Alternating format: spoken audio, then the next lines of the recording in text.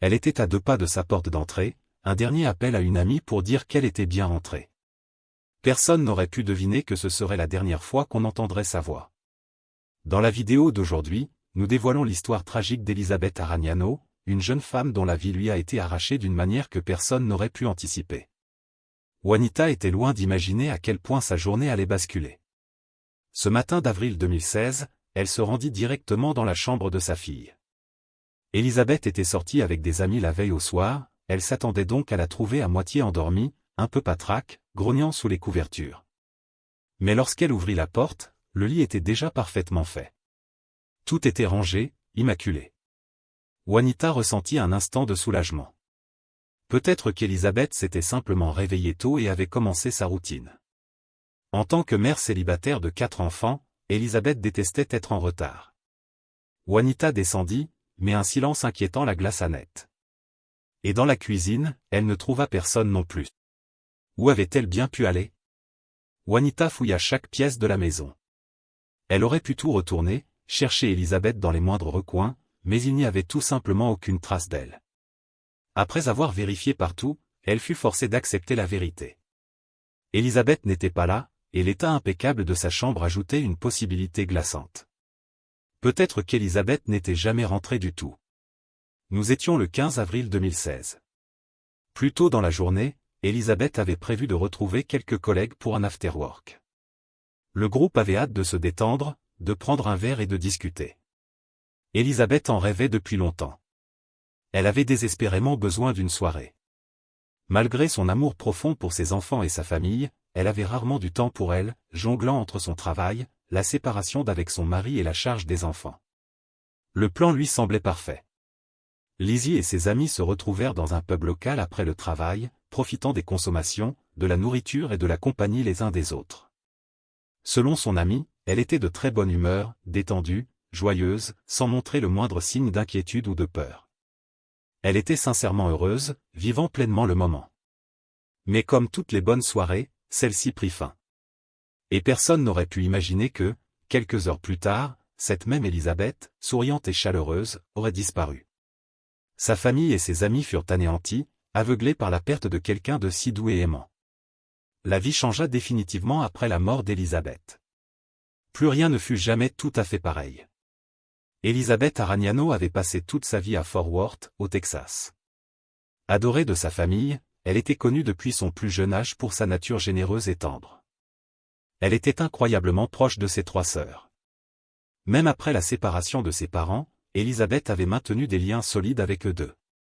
On l'appelait souvent « la colle de la famille », car elle avait ce don de maintenir tout le monde connecté. C'était le genre de personne qui donnait toujours de ses nouvelles, communiquait toujours, s'assurait que ses proches savaient où elle était et qu'elle savait où ils étaient. À bien des égards, c'était un livre ouvert. C'était elle qui appelait, demandait pourquoi on n'avait pas répondu à un SMS, où on allait. Elle tenait la famille à l'œil, non par indiscrétion, mais par réelle sollicitude. Certains la trouvaient trop impliquée, mais c'était tout le contraire. Elle aimait simplement veiller sur ceux qui lui étaient chers. De plus, Elisabeth faisait de l'église hebdomadaire une partie de sa routine. Chrétienne dévouée, elle croyait profondément que l'honnêteté, la gentillesse et l'altruisme pouvaient mener loin. Et la plupart du temps, elle avait raison. Ses croyances reflétaient exactement qui elle était. Douce, patiente et infiniment attentionnée. Lise aimait être entourée, mais plus que tout, elle aspirait à fonder sa propre famille. Elle rêvait de rencontrer le bon partenaire, de s'installer et de créer un foyer rempli d'amour. Ce rêve commença à prendre forme au lycée. Elle ignorait alors que ses espoirs allaient devenir réalité. En fréquentant le Diamond Hill High School, Elisabeth rencontra Rudy Araniano. Les détails de leur début de relation ne sont pas tous connus, mais ce que l'on sait, c'est qu'ils se croisèrent à l'école et tombèrent amoureux. Ils restèrent ensemble environ 13 ans. Après le lycée, Elisabeth et Rudy ne firent que se rapprocher. Finalement, ils se marièrent et leur famille s'agrandit pour passer de 2 à 6 personnes avec l'arrivée de 3 garçons et une fille. Ils s'installèrent à Fort Worth et y construisirent leur vie. Mais comme dans toute famille, tout n'était pas simple. Puis, sans prévenir, Elisabeth annonça à sa famille qu'elle envisageait de divorcer de Rudy. Personne ne savait ce qui avait déclenché une décision aussi soudaine, et la nouvelle stupéfia tout le monde. Élisabeth n'était pas du genre à agir impulsivement. Elle prenait toujours son temps, pesant le pour et le contre avant tout choix important. C'était comme si elle sentait n'avoir pas d'autre choix. Mais cette situation était différente. Quelque chose en elle avait changé, et elle se sentait obligée de partir. Elle savait à quel point la vie serait difficile en tant que mère célibataire de 4 enfants. Mais ceux qui la connaissaient étaient convaincus qu'elle avait dû mûrement peser sa décision avant d'agir. Une fois sa décision prise, elle et Rudy se séparèrent. Élisabeth prit les enfants et quitta le domicile des Aragnano pour s'installer chez ses parents à Fort Worth. Rudy affirma que la séparation était récente et temporaire, mais Élisabeth pensait autrement. Elle était déterminée à mettre fin au mariage et prévoyait de finaliser le divorce rapidement. Une semaine seulement après avoir quitté le domicile de son mari, elle avait déjà emménagé chez ses parents. Elle devait peut-être ressentir une certaine tristesse, mais extérieurement, elle semblait sereine, faisant de son mieux pour vivre sa vie et se concentrer sur son travail chaque jour. Amis et collègues disaient qu'elle était toujours la même. Optimiste, joyeuse, pleine de lumière. À la maison, elle faisait des projets avec des amis, plaisantait avec ses parents et ses frères et sœurs, et chérissait chaque instant avec ses 4 enfants, qui représentaient tout pour elle. Elle semblait vraiment plus heureuse qu'elle ne l'avait été depuis longtemps. Mais cette joie allait être brisée de la manière la plus dévastatrice qui soit. Ce qui nous ramène à la nuit tragique du 15 avril 2016, au bar. Ce jour-là, Élisabeth avait retrouvé ses amis pour l'afterwork. Ils passèrent quelques heures là-bas, à siroter des verres, partager de la nourriture et rattraper le temps perdu. Finalement, la soirée toucha à sa fin et le groupe se sépara. D'après ce que l'on sait, Élisabeth avait juste assez bu pour se sentir légèrement éméchée, mais pas assez pour perdre le contrôle ou bredouiller. C'était exactement son caractère. Responsable, prudente, toujours prévoyante. Si elle pensait risquer de trop boire, elle s'assurait d'avoir un retour sobre. Et en semaine, elle n'avait certainement pas prévu de se saouler au point de faire un blackout. Elle n'avait pris que quelques verres et partagé des fous rires avec ses amis. Ils lui demandèrent d'appeler dès son arrivée à la maison, en partie pour leur tranquillité d'esprit, et Élisabeth accepta. Lorsqu'elle arriva au trottoir devant chez ses parents, elle appela une amie pour lui signaler qu'elle était bien arrivée. Elle était littéralement à quelques pas de sa porte d'entrée. Il ne lui restait plus qu'à raccrocher, rassembler ses affaires et rentrer. L'effrayant, c'est qu'Élisabeth ne passa jamais cette porte, même si elle en était si proche. Plus glaçant encore, son amie ignorait que cet appel téléphonique serait la dernière fois où elle entendrait la voix d'Élisabeth. Dès qu'Élisabeth raccrocha, elle détacha sa ceinture, ouvrit la portière et sortit de la voiture. Ce qui arriva ensuite resterait un mystère et se transformerait bientôt en une tragédie déchirante. Au matin du 16 avril, quelques heures plus tard, la mère d'Élisabeth, Juanita, se réveilla et alla voir sa fille. Le choc qu'elle ressentit en trouvant la chambre vide est difficile à imaginer. C'était totalement inhabituel. Peu importe à quel point Juanita fouilla la maison, Élisabeth n'était nulle part. Affolée, elle regarda par la fenêtre avant et courut jusqu'à la porte, pour constater que la voiture d'Élisabeth, garée dehors, était complètement vide. Bien que le moteur tournait et que le téléphone portable d'Élisabeth était à l'intérieur, elle était introuvable. Ça ne lui ressemblait pas du tout. Elle n'aurait jamais laissé sa voiture ainsi, sans surveillance. Paniquée, Juanita appela la police de Fort Worth pour signaler la disparition de sa fille de 28 ans. Au fond d'elle, elle savait que quelque chose de terrible était arrivé. Peu après le signalement, des policiers se présentèrent chez les parents d'Élisabeth. La situation était déroutante. Elle n'était qu'à quelques pas de sa porte d'entrée. Alors, comment avait-elle pu disparaître avant même d'être rentrée? Tout ce que la police pouvait faire, c'était chercher Élisabeth et espérer qu'elle était toujours en vie. Élisabeth n'avait pas d'ennemis connus. Il n'y avait aucune raison pour que quelqu'un veuille l'enlever ou lui faire du mal, ce qui rendait l'affaire particulièrement déconcertante pour la police. Il leur fallait malgré tout découvrir ce qui était arrivé pour la ramener saine et sauve. Ce qu'ils ignoraient, c'est que quelqu'un, non loin de là, avait déjà fait une découverte qui pourrait s'avérer cruciale. Ils ne pouvaient pas savoir que cette découverte deviendrait une pièce maîtresse pour résoudre la disparition d'Élisabeth. Des heures après minuit, aux alentours de l'heure présumée de sa disparition, un appel au 911 fut passé. L'appelant était un pêcheur sur le pont du Loch 820 surplombant le lac Worth, signalant quelque chose d'inhabituel en pleine nuit. Le pêcheur était sorti pour une session de pêche tardive. très tardive, bien après minuit, profitant simplement du calme du lac comme un mardi ordinaire. Jusqu'à ce qu'un événement vienne briser sa quiétude. Un cri terrifiant, perçant, fut suivi du bruit d'un lourd impact dans l'eau, brisant le silence de la nuit.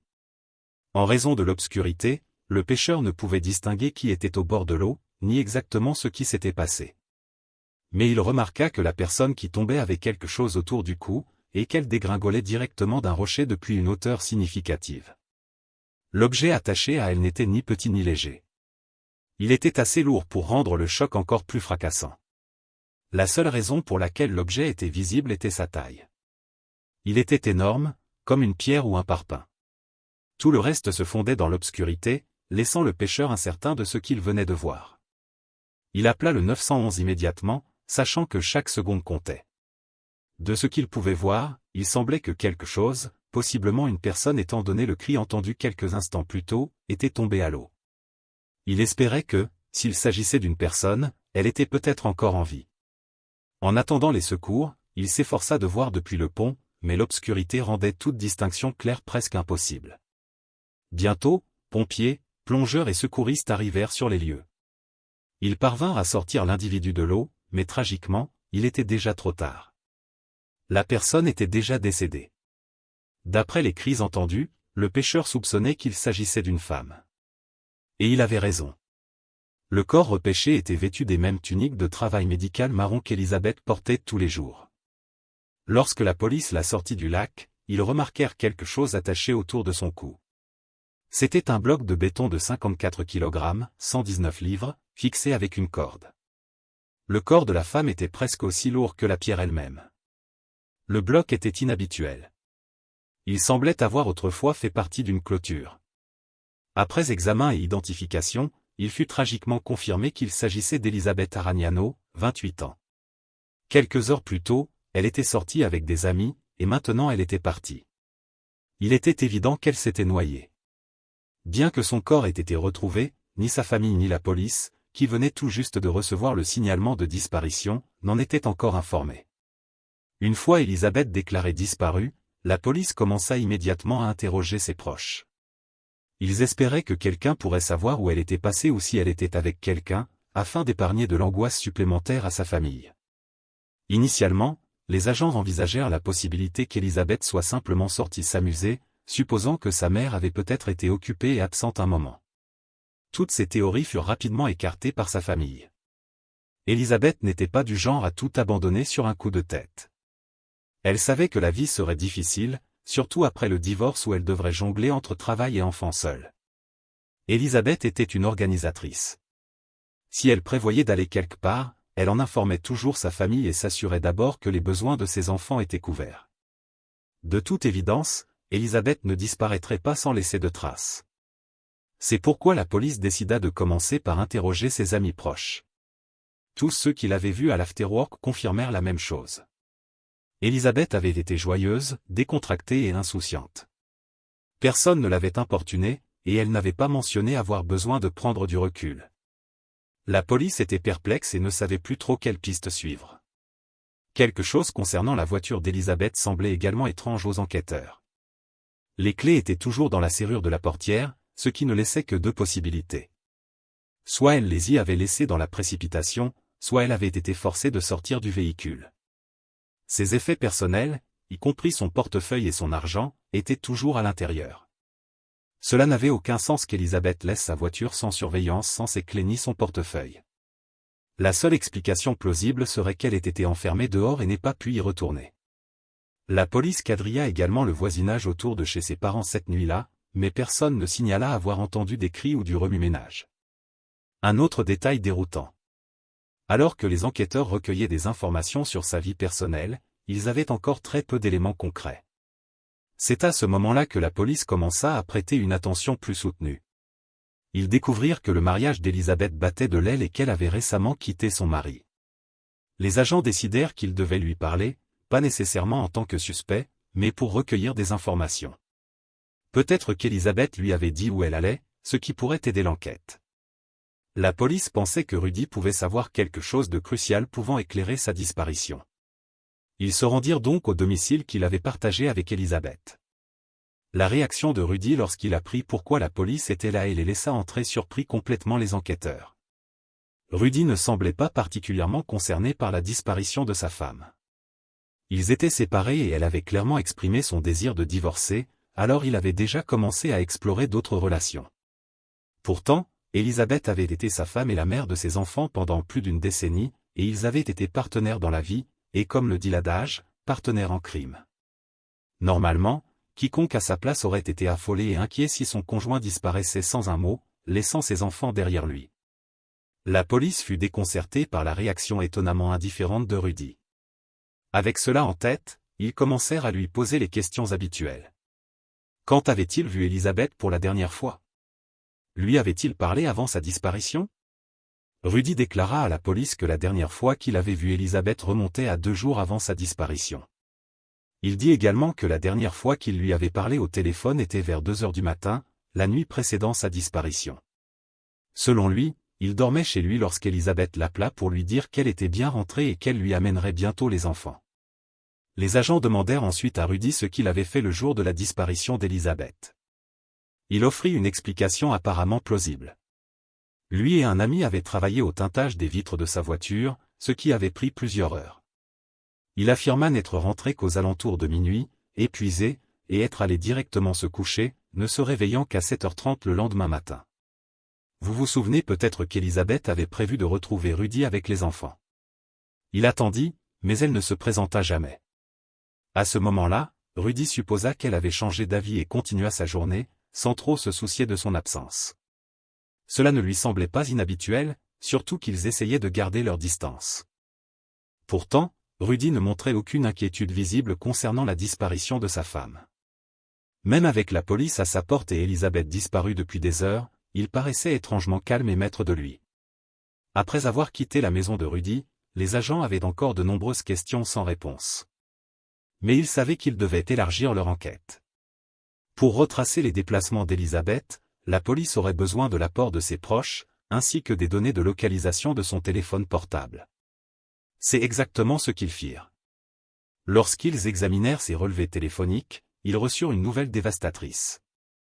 Un corps avait été découvert dans le lac Worth. Comme Elizabeth n'avait pas été vue depuis plusieurs heures, les autorités craignaient fortement qu'il ne s'agisse d'elle. Lorsqu'Elizabeth avait disparu, elle portait ses tuniques marron. Ainsi, lorsque les autorités apprirent de quoi était vêtue la femme dans le lac, tout s'emboîta. Il fut alors confirmé que le corps retrouvé dans le lac Worth était bien celui d'Elizabeth Aragnano. À ce stade, l'affaire changea radicalement de nature, passant d'une enquête pour disparition inquiétante à quelque chose de bien plus grave. La police avait maintenant 2 tâches urgentes. Déterminer comment Elizabeth était morte et annoncer la tragique nouvelle à sa famille. Lorsque ses parents et ses sœurs reçurent l'appel, ils furent submergés par un flot d'émotions. Choc, colère, douleur et confusion, tout à la fois. Une telle nouvelle serait dévastatrice pour n'importe qui. Pour la famille, recevoir une nouvelle aussi soudaine, sans aucun avertissement ou préparation, fut une tragédie absolue. Au début, certains pensèrent qu'Elizabeth avait pu mettre fin à ses jours, une hypothèse qui semblait plausible initialement. Mais cette théorie changea rapidement lorsque quelqu'un se manifesta, alertant la police qu'un crime était impliqué. Lorsque les autorités présentèrent la corde et le bloc de béton comme preuve et les montrèrent à la famille d'Elizabeth, la reconnaissance fut immédiate. C'était le fils aîné d'Elizabeth, âgé de seulement 14 ans à l'époque, qui réalisa ce qu'ils étaient. Il se souvenait de la corde de l'époque où la famille vivait ensemble chez Rudy, dans la maison des Aragnano. Quant au bloc de béton, peu importait son nom. Il provenait du jardin de Rudy.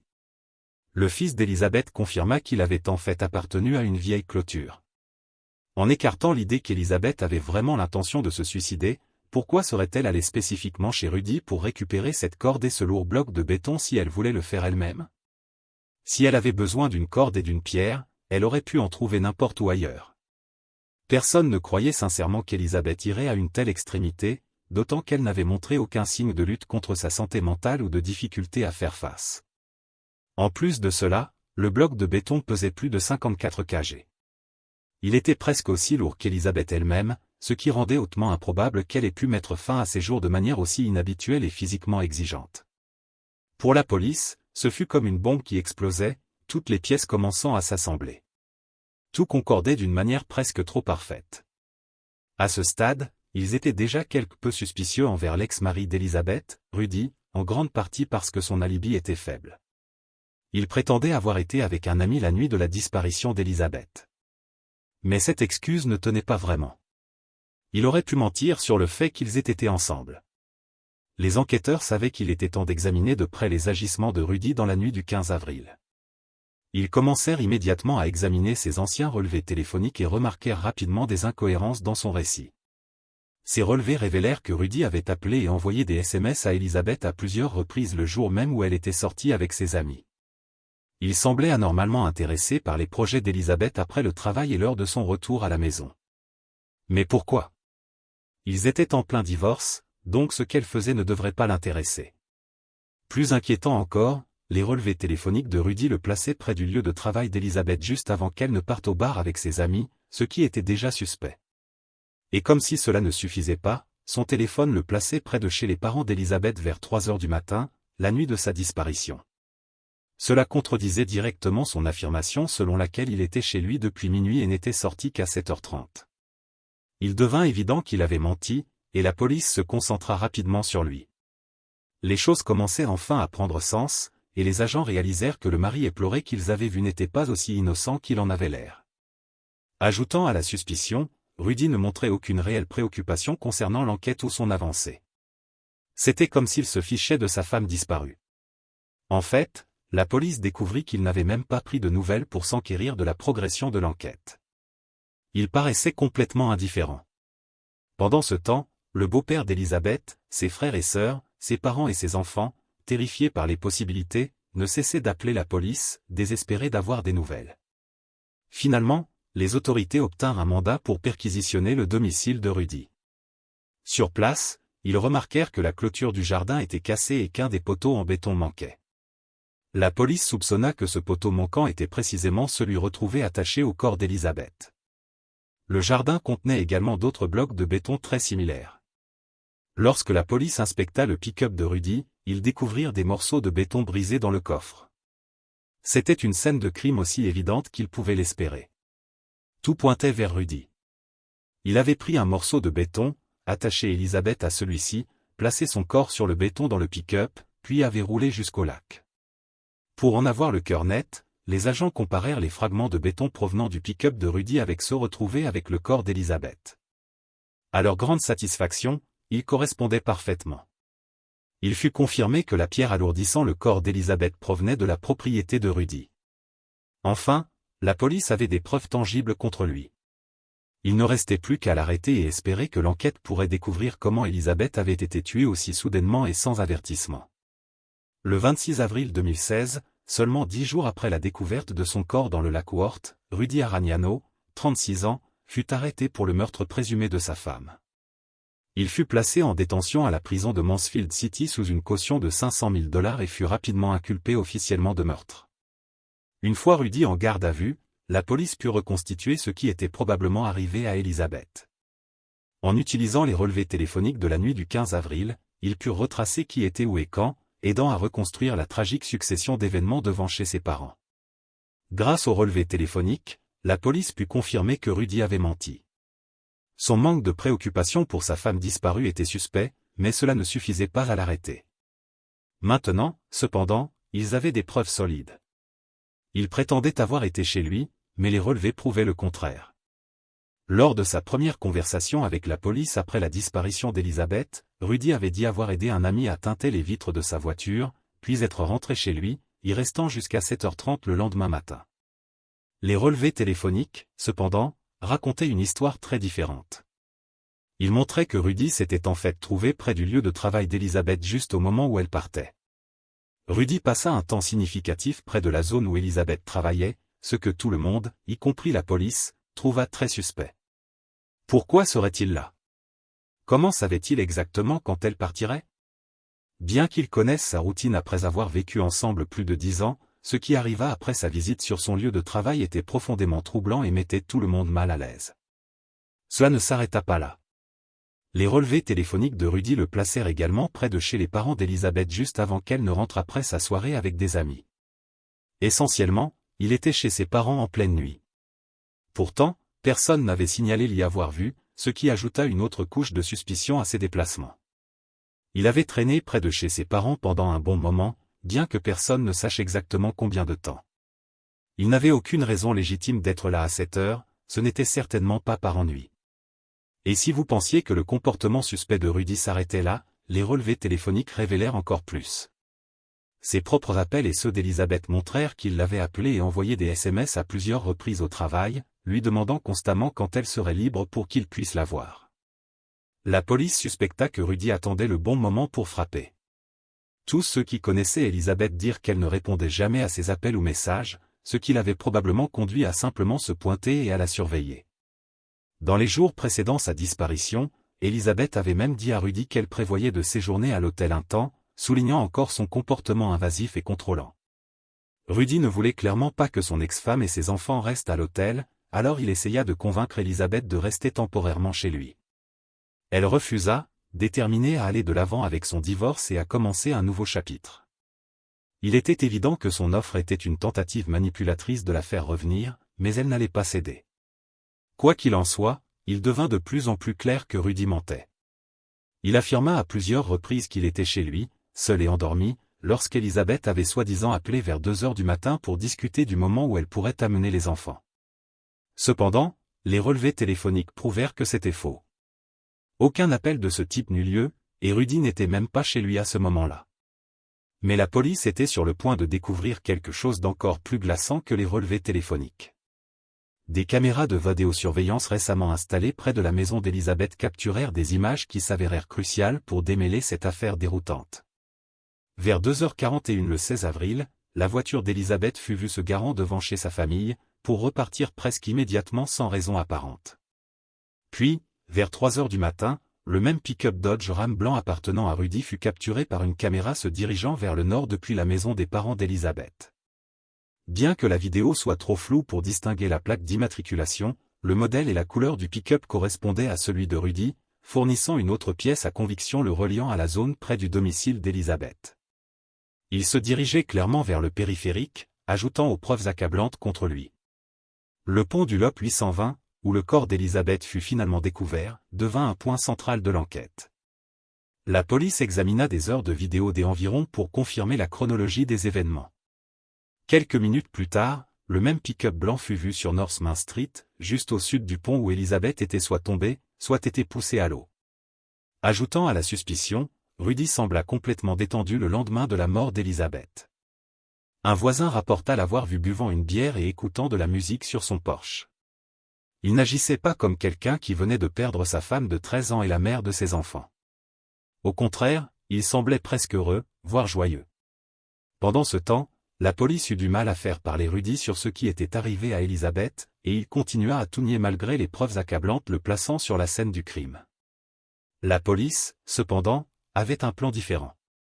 Avec la masse de preuves contre lui, il était clair que Rudy était coupable et qu'une condamnation pouvait très probablement entraîner une peine de mort. Face à cette réalité, Rudy craqua finalement et accepta un plaidoyer. Il serait inculpé pour meurtre. Mais en admettant sa culpabilité, il pourrait éviter la peine capitale. Alors que Rudy tenait clairement à sa propre vie, il n'avait montré aucun égard pour celle de sa femme. Alors que Rudy tenait clairement à sa propre vie, il n'avait montré aucun égard pour celle de sa femme. C'est pourquoi il accepta rapidement l'accord. Après des années de va-et-vient, il admit formellement les charges le 30 janvier 2019. Même alors, la police dut reconstituer ce qui s'était passé car Rudy ne fournit pas tous les détails de ses actes envers Elisabeth. On pense que Rudy passa toute la journée à traquer Elisabeth malgré ses nombreux SMS et appels.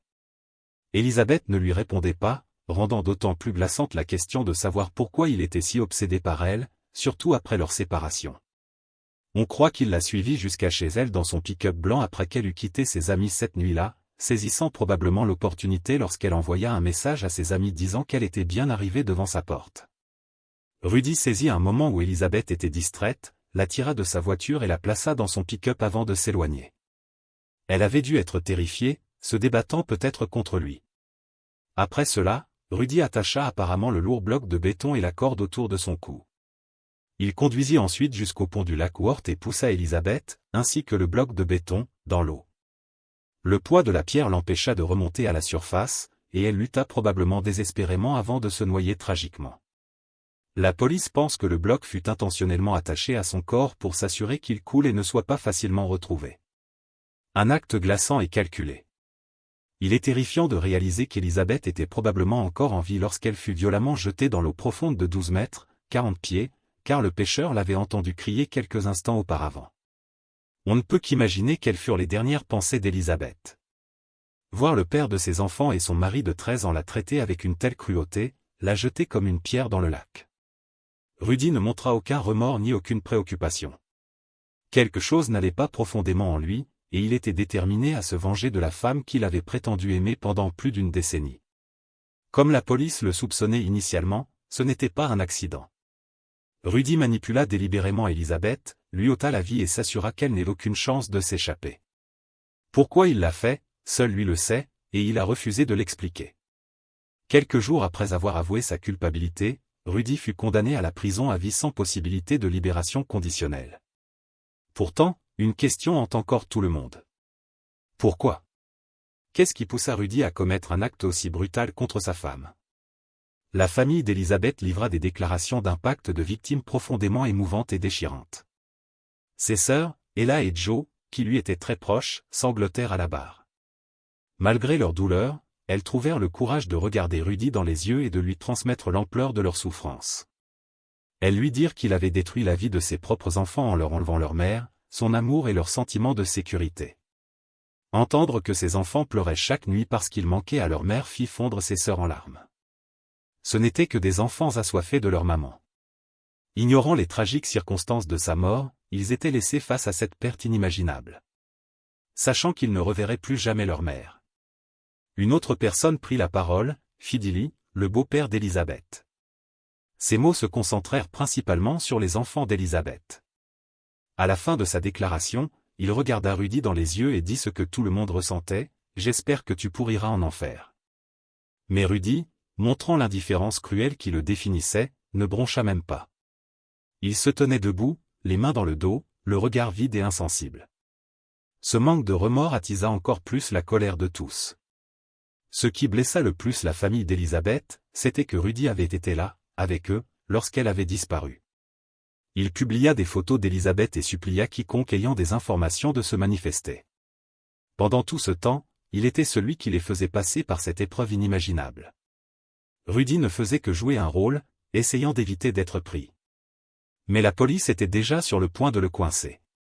Il avait trompé sa famille de la manière la plus cruelle, montrant deux visages totalement différents de lui-même. À la mort d'Elisabeth, la seule fois où il montra une quelconque émotion fut la façade du veuf éploré. Aux funérailles, il se tenait aux côtés de Joe et Ashley, feignant de pleurer, jouant parfaitement son rôle. Elisabeth était une mère, une sœur, une fille, une tante. Une personne remarquable que n'importe qui aurait eu la chance de connaître. Elle était une mère dévouée, faisant tout son possible pour offrir une bonne vie à ses enfants. Pourtant, à la fin, la personne même qui avait été son partenaire et son ami le plus proche lui ôta la vie. Si vous avez trouvé cette affaire fascinante, n'oubliez pas d'aimer la vidéo et de vous abonner à la chaîne. Nous publions des vidéos sur des affaires criminelles chaque soir. Jusqu'à la prochaine fois, restez alerte, restez vigilants.